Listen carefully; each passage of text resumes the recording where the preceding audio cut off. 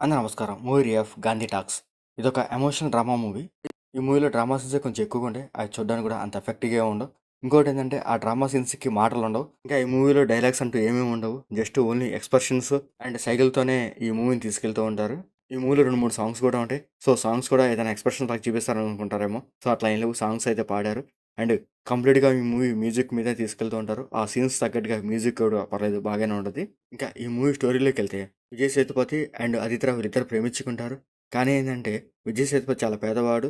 So, తను ఒక ఉద్యోగం సంపాదించడానికి లంచం కట్టమని అడుగుతారు. సో, ఆ లంచానికి ఖరీదు 50,000. ఇంకా విజయ్ సేతుపతి ఉద్యోగం వస్తేనే అదితి రావుని పెళ్లి చేసుకుంటాడు.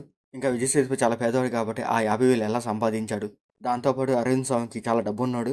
కానీ తనని నమ్మిన వాళ్ళు కొంతమంది వెనుపోటు పడడంతో దేశాన్ని వదిలి వెళ్ళిపోవాలనుకుంటాడు. అలాంటి టైంలోనే విజయ్ సేతుపతి అరవింద్ స్వామిని కలుస్తాడు. వాళ్ళిద్దరు కలిసాక ఏం జరిగిందనేదే ఈ మూవీ స్టోరీ. ఆ పాయింట్ వేసుకుని ఈ మూవీ చాలా ఎమోషనల్‌గా చెప్పాలని ట్రై చేస్తారు. కానీ ఆ ఎమోషనల్‌కి మాటలు లేవు కాబట్టి మనం చూసినంత వరకైతే అర్థం చేసుకోవడమే తప్ప గానీ, ఇంకా మనం ఏం చేయలేం. జస్ట్ మీరు ఈ సినిమా చూసేటప్పుడు ఇయర్ ఫోన్స్ పెట్టుకొని గాని కూడా మూవీ చూడొచ్చు. ఎందుకంటే వాయిస్ లేదు కాబట్టి మొబైల్‌లో రీల్స్ చూసుకుంటా కూడా ఈ మూవీ చూడొచ్చు. మీకు ఈజీగానే అర్థమైపోద్ది. ఈ మూవీలో నాకు ఒక పాయింట్ అయితే బాగా అర్థమైంది. ప్రతి మనిషికి ఏదో ఒక ప్రాబ్లమ్ అయితే ఉంటది. సో, డబ్బున్నవాడికైనా, డబ్బు లేనివాడికైనా. డబ్బు లేనివాడికేందంటే మెయిన్ ప్రాబ్లమ్ డబ్బు లేకపోవటమే. సో, ఇంకా డబ్బున్నోడికేందంటే ఆ డబ్బుని జాగ్రత్త చేసుకోవటమే పెద్ద ప్రాబ్లమ్.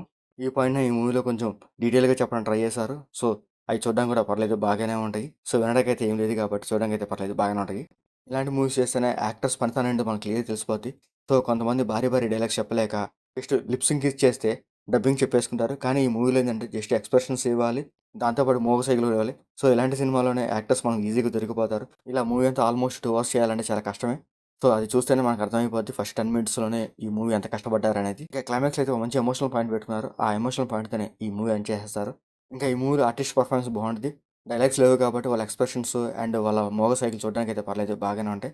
ఇంకా ఈ మూవీలో సాంగ్స్ అయితే పర్లేదు ఒక్కొక్కలాగా అనిపిస్తాయి. ఇంకా టెక్నికల్‌గా కాస్త పర్లేదు బాగానే ఉంటది.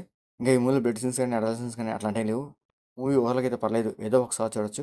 స్టోరీ పర్లేదు బాగానే ఉంది. దానికి తగ్గట్టుగా డైలాగ్స్ కూడా ఇచ్చింటే బాగుండేదనిపించింది. ఇలాంటి మూవీస్‌కి ఇలాంటి ఎక్స్పెరిమెంట్ చేయకుంటే బాగుండేదనిపించింది. సో, మీకు నచ్చితే చూడండి. లేకపోతే లీవ్ ఇట్. మీకు మా ఆడియన్స్ నచ్చితే లైక్ చేయండి, షేర్ చేయండి, సబ్స్క్రైబ్ చేసుకోండి. Thank you for watching.